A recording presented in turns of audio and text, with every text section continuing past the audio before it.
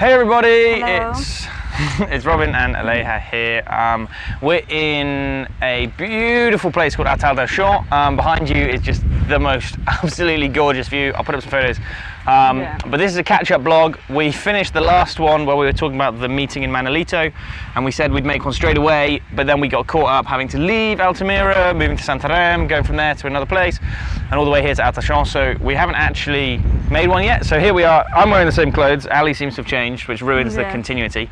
But we're going to zoom back in time to talk about the meeting, the Amazonia Centro, the Mundo meeting that happened in Altamira, and what happened there once we arrived back from the community. Yeah. After you. Yeah, we left Manolitas again, 10 hours in the boat. Our boat broke down. Yes. Two of them broke down. Two of them, and eventually we made it. It was a really long, longer than 10 hours on the boat. And then back at the Rio Nova community, we gathered again in groups to discuss the manifesto and the outcomes of the whole 2-day gathering. And the day after, we woke up super early to get the boat back to the port, like a 20-minute boat. Yeah, and then from there, grab the bus, and that was an insanely long journey as well. So we left Rio Nova at 5 a.m. 5 a.m. Wow. Yeah, and we arrived at 11 at night in Altamira. Because and we were supposed to arrive at 2. One bus broke down, and because it had been raining really slowly and steadily. Yeah, English rain. We had English rain in the Amazon rather than the usual really. So that just meant that the soil got really, really wet and muddy, and the buses were stuck in the mud, and they would slide sideways. There's traffic. It was apparently that's a true Amazonian experience. Yeah, and most of the roads here are especially when you get the Trans-Amazonica is the biggest road in through the Amazon.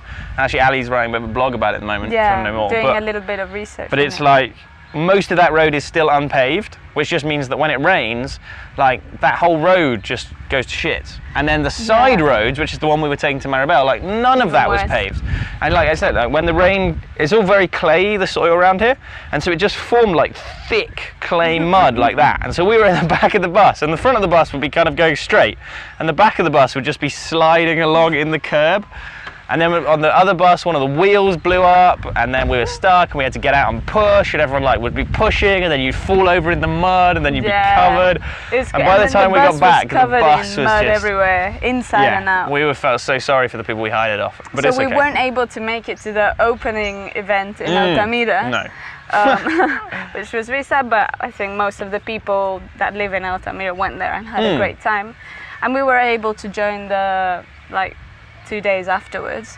Yeah, well, I think it's because the people who were on the project with us up into Manolitos and up the river, we weren't the focus of the event. The event was organised by a group called Xingu Vivo, who are which means Xingu, which is the river, alive. Yeah. Xingu alive. And they're a group who are based in Altamira, and the idea was, as Ali kind of briefly explained in the previous video, it was about bringing back together the civil society of Altamira especially, and the city-state, so into the Xingu province. And all these social movements as well. But they're part of that's what civil society means. Sorry for using the word civil society. It's because they all seem to use it here a lot, and we never use it in English. But it's just it just means everyone who's not the government who's organising things. Yeah. But yeah, all the NGOs, the community groups, and everyone, bring them back together, because after Belo Monte, everything got absolutely smashed apart and shattered, and the energy was really low, and everyone knows burnout is a big thing. We talk about it in Extinction Rebellion. But when you've been campaigning for something for 30 years and you think you've won over and over again, and then it keeps coming back, and then in the end you lose, that level of burnout is just huge. So this was a chance to revitalise all of that. But it also pissed off the farmers. Felt like that, people, there was so much energy in the event. It was crazy. I've never in my life, in my experience in Exar, never been to anything like it ever before. We just cannot imagine. No, so do you want to explain how it was set up at the beginning with the table and everything? So yeah, at the beginning there was this really long table right at the front, and each leader of every social movement was like as a rep in the table, and they'd ask for 50-50, like, so, you know, one woman and a man to have that gender balance. And you had people from every movement, like everything. So from indigenous leaders and representatives, Quilombola, Riverinos, the riverine communities, and just people who might not be you know, not have an identity per se as called Quilombola, so, but they are fighting for this as well.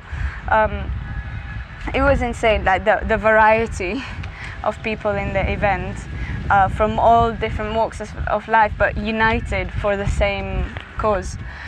Yeah, and the energy was just like palpable. And then like when the Kayapol people, who are one of the indigenous groups from like the high end of the Xingu River, came in, and they were all, there was like 20 of them, and they were all in full dress, and they were marching in. It was huge. Singing the song. But then there was this key kind of conflict that happened on that first day that, for me at least, was like really enlightening about like actually seeing the conflict within a local environment, like in person, like what's happening between.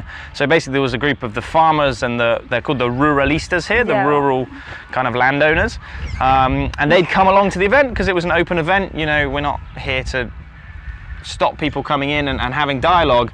But then what happened was, just as they were trying to speak at the front and begin the event, just to say something, they came with the intention of disrupting the event. Yeah, of course they did not come for talking or dialogue. No, but I just mean as in these kind of events, you don't stop people coming, because the point is that you're trying to invite dialogue, but they weren't there for that. No, just to make it clear. And they came with like their own big banners that they were hanging everywhere. And it was interesting because when I arrived, some of the banners that I read on their own, I was like, oh, that's really cool. Like there was one about extractivism.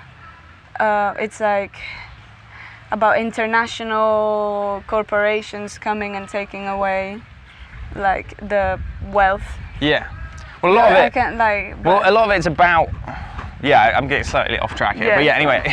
No, but I'm just saying that I remember like. Yeah, well, a lot of it was about this idea that we say like Amazon is center of the world, and this understanding that we're all one human family, and all these kind of things, and they switch it to say like, no, Amazon is the center of Brazil, and in that process, they're kind of what they're doing really is they're reclaiming the sovereignty, which for us would mean the sovereignty of the connection with nature and living with the land and those sort of things, but for them is this understanding of the sovereignty of like being able to use the resources. So they're like, this land is basically money sat there in the form of trees, in the form of gold and all these different things, and like we should not be denied that.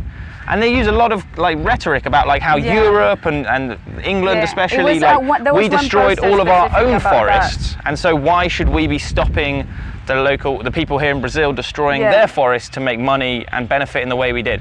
And there's a whole conversation there about this like this myth of development that Europe, especially Britain, you know, at the top of, still perpetuates, which allows Ali fell over, which allows for us to like that narrative to continue. Like it's okay to destroy all your forests because England did that, and then they told you it was the right thing to do. These things massively hypocritical. The fact that, you know, England used all of their resources and other countries' resources, and it still does, really. Yeah, that's what we live off. To fuel its development, its, you know, and then they have, just saying, like the face to come to Brazil and be like, you should leave your forest intact, like, or look at you being so corrupt, so stupid for destroying your own land. And the way they see it from their perspective, it's like, you guys did that. Why are you denying us the right to develop? But then what Rob says, what is really key and important is this idea of what development is. And clearly, the history and idea of what development is in the UK, it's what's leading all of humanity into, you know, climate and ecological, social catastrophe. That it's already been happening.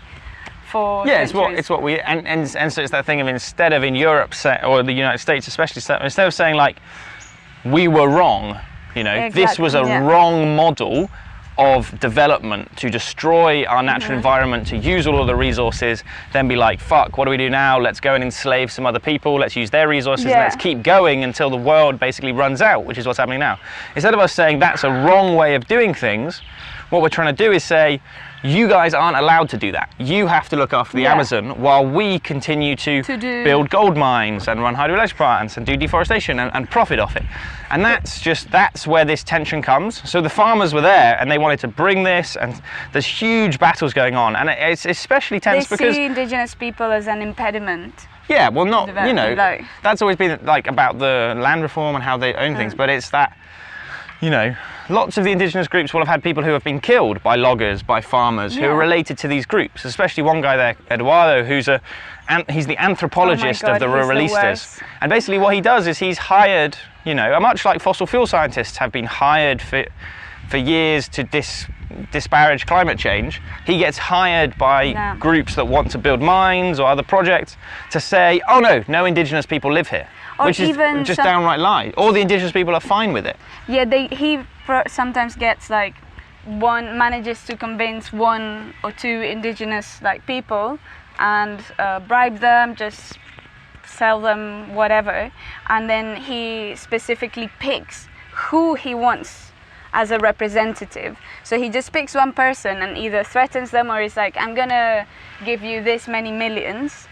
And then they are like, yeah, I'm representing my whole community and we have no problem with this project, which is completely wrong. And I think it's also bringing this, like, there are, like, the tactics they use are very dirty, and sometimes it also shows how a model of what like representation is. Like, we think just because we pick one person from a community, that person speaks for everyone.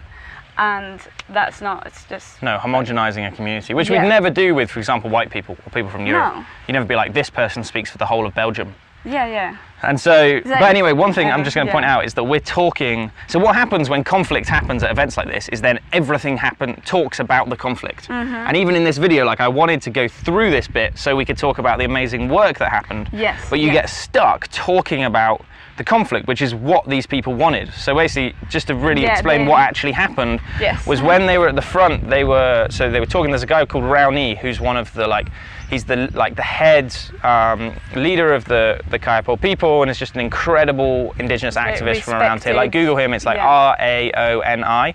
Like, been doing things for 40, 50 years, incredible. And so he was getting up to talk at the beginning. So Eduardo and a few of the other ruralistas kind of pushed through the crowd very aggressively, coming straight towards the front, like waving their arms, shouting. And then, you know, to point out, so they were all and Raoni, obviously, he has like special, you know, protection around him because his life is like constantly in danger because of the work he does. So then there was like a huge, like, all the indigenous group and everyone at the front, the communities like stood up, and then there was this like shouting match, and then this video came out where it was like Raoni was going like, ah, like that, and then it panned to the ruralistas being pushed back and held back by everyone. And then the ruralistas took that and they cropped it onto WhatsApp, and it said like, Raoni orders the attack on ruralistas because they asked for the national anthem to be played. So these ways of like, because that's what they said they were doing. What they were really doing was they were running forwards just to get a reaction, so that afterwards they could create a small video that would go viral, because WhatsApp is like the main source of propaganda here in Brazil. And in many places, I think. Yeah. And Brazil is way more, like, no, I'm just saying because in Spain it's huge. Yeah, like, I know. And but I just maybe mean, in the UK we're in Brazil, so. Yeah, but in so many places it is. I think it's like social media, it also took part in the UK. Like, it's such a huge way of spreading all of this fake news. Yeah, well, it's deliberately created misinformation. So basically this video then went viral, and then we got caught into that. But actually, what happened in reality was that for about an hour there was this conflict. The ruralistas would come forward, there'd be people pushing them back, there'd be shouting, different people talking. There was one young woman who was Mita's cousin who was just absolutely fire. And then we won, basically. All of the farmers, everyone, the agribusiness people, they just left because they couldn't deal with, you know, being silenced so much. Yeah, I mean, Eduardo still took around, but he's just... Well, no, they all left to begin with, and then a few of them came back in the afternoon. Yeah, he is just a dickhead. Yeah, Ali really hates him. But I think, yes, really interested, which I pointed out, they're all like really old, like middle-aged white men, these ruralistas. It was very interesting because you just see them sitting there like 20, and it's like all this like big macho, like, ooh. Yeah, big like, fancy watches, shirts, everything. Do you want to explain what happened in the afternoon with the sessions? So we can not talk about the no. It was saying like they were just using the reason the whole video started is because he wanted to speak the national anthem. They're very like nationalist, and they're like, why are we not like singing the national anthem? And that's why he stood up and tried to take the microphone off Raoni when he was talking. Yeah, but that was just a pretext. That was just like a provocation. Yeah, but I'm just trying to tell people. And then he basically, Eduardo stuck around, the other ones left. He came in the afternoon for the session, so we all split into groups to discuss different subjects. So either water, youth and global movement, future of the Amazon, education, and everyone like went into the groups that they wanted to talk about. And basically what Eduardo was doing was just like popping into each room and causing like, disruption as he could, but especially in the group where I was in, which was the one about the future of the Amazon, he kept turning up and being, I mean, I cannot understand all like everything they say in Portuguese, but he just kept being incredibly disruptive, disrespectful, and just like horrible to people. And he kept talking again. There was an Englishman in there, he was from Wales, and he's been working conservation, and then he replied to him with this thing like, oh, but you guys, you know, depleted all of your minds, you've gone all around the world, and you shut up, you have nothing to say in here. So they've got this very strong anti-foreigners like sentiment. And for me it was just really interesting because it's a lot of how we can have the same rhetoric and same like similar thoughts, but how they can lead to completely different outcomes. And it's just, for me, it's like very important to share this. Like, it's very complicated. It's not just we tend to think like, oh, it's just the nasty people who are greedy and want all the money for themselves, which there's a big element of that, of course. But it's far more complex than just like good and bad, you know, like, and understanding all those complexities and that it's not a simple issue to target at all. It's very important to understand thing, and because there are a lot of people as well who are not either rich, who are not either an indigenous or traditional community, and they have nothing, and they see the development of the Amazon as a way to get out of the misery and poverty that they're in. And they really fight for this, and they're in favor of this, guys. Like, they support them, they have a lot of backup in that sense, and I can understand where they come from, you know. So I just wanted to really highlight that we tend to see things very black and white and very simple from outside, but it's, you know, very, very complex indeed. And I'm not saying this to dissuade people. It actually, I think, makes it better to understand that it's quite more complex. Yeah, basically everything's more like welcoming complexity is a lot about what we talk about in, you know, some of the group like the XR Youth International Solidarity Group, because, you know, it's one of the tactics when you make groups simple or you make things homogenous is that you just like take away the depth of something. And it's something that we don't do, you know, like for example, you know, men are allowed to be a massive variety of things on TV, whereas women are only allowed to be a very small thing. And so because they're a small thing, then it's like they're women, whereas men are just everything else. And so there's this huge depth there, and here there's much more shallow. And so this idea of being like, no, if we're going to reverse these trends, if we're going to understand these issues, if we're really going to get involved in being able to help and like real allyship, then we have to like welcome that complexity. But I just want to quickly talk, because this video is already almost 20 minutes. Sorry. I want to talk about the amazing work that the group that came out of the 2 days. God, it was, because it's very easy, like I said earlier, to get stuck in talking about the conflict. And I think for us, like, it was difficult because we'd never seen that kind of conflict before in person. But for these guys, it's like every meeting they have is like this. There's always people coming to disrupt stuff. And so actually, you know, what happened was after a few hours, we went straight into these sessions that Ali was saying about earlier, and then the next day, the work that came out of those sessions was all synthesized into this beautiful long manifesto.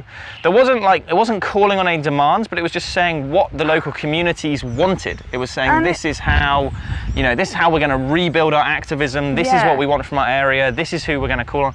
And it just kind of it's was this like rekindling cool, the fire again. Yeah, kind of like a call to arms for everyone to come together. And so what we did on the second day was people made placards and everything that we wrote that, and then we marched through the centre of town, and it was absolutely gorgeous. All these different groups. We had speakers. We had like one of the local student groups were there with the samba drums. We went through, and then we went to one of the parks on the far side of town. And we planted some trees. Yeah, but we were planting trees. So basically, we planted 62 trees because Altamira has become the most dangerous city in Brazil because of the Belo Monte Dam and the kind of like the whole and the Transamazônica. Like the money that's coming in is really dirty money often, and it's coming in through channels designed for corruption, for coercion. And what that means is that what comes with it is drugs. What comes with it is gangs. You know, like really dangerous behavior, and so like the murder rate is really high, and basically it means that the prison here has become one of the most dangerous prisons. And so we were planting 62 trees because recently there was a gang battle in the prison and 62 people got beheaded, like were decapitated because of that. And they were people who, you know, lots of them were members of the local community who had fallen into bad ways. I mean, like there's a whole other conversation to have about, you know, what the prison system is and who gets locked up in the prison system. And lots of these people who'd been, you know, killed in this fight were members of the Altamiran community. And so we were going to plant 62 trees in this like desolate grassy park to kind of remember them and to understand that like that community needs to come together, and there has to be that healing of all of the wrongs that have happened. So it was actually, for me at least, it was really beautiful. I mean, I know it's like planting trees. But what, like the, you know, honoring their lives. Like they are, you know, any life is worth as any other, and like no one deserves to die in that way. And like, again, it's like who ends up in prison, what is prison for, like, you know, a lot, it's like, especially here, it's like, you know, anyway, it's a whole nother conversation. But it's actually, sorry, there was a really, I might link it up, article that I just read about Belo Monte and how that led to the violence, like a lot, because the population like boomed during the construction of Belo Monte in Altamira, like it was almost 3 times as big, and you know there was the economy completely changed. It was like, you know, thriving and business everywhere and this and that.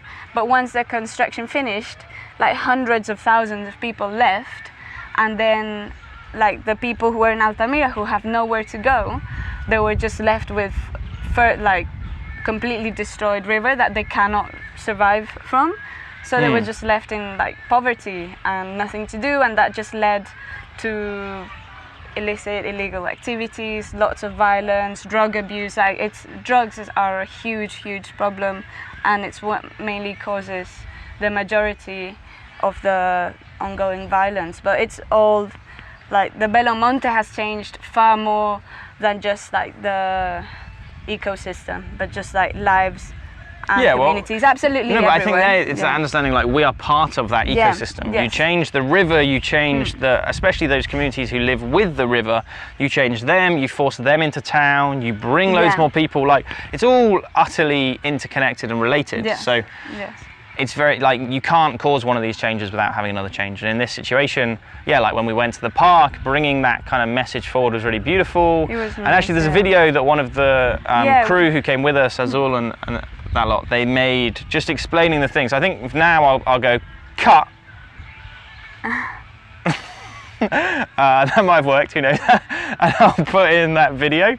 So, oh no, I did it wrong because now you've seen it in the past. So I'm going to put in that video.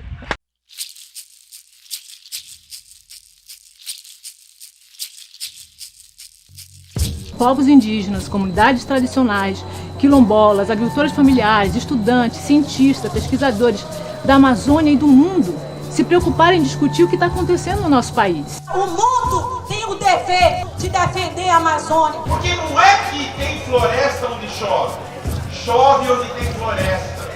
E quando a gente pede o futuro da Amazônia, pelo futuro da Amazônia, a gente pede pelo futuro de todas as pessoas. Se resistimos, estamos aqui mostrando a nossa voz.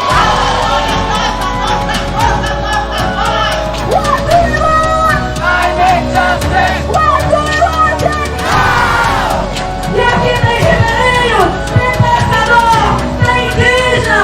Amazônia é o centro do mundo! Amazônia!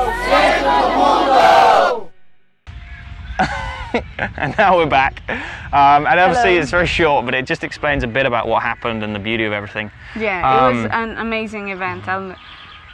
Certainly one of the things that I'll remember the most.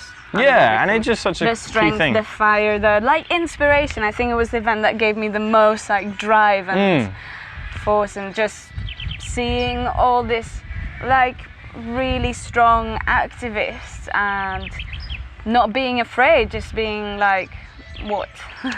Yeah, and when you're Like, talking with like amazing, 18-year-olds who get death threats because of their activism, like it's just a totally different world. And that's not even like going out into the street. That's just like what they're posting on Instagram, and so yeah, for me, and like you say, it's like super eye-opening and really, really powerful. And so actually, what we've done now is, so we stayed a couple days, maybe like 4 or 5 days more in Altamira, kind of closing up the event, and then we went and stayed with Tiago, and that's where we filmed the previous video.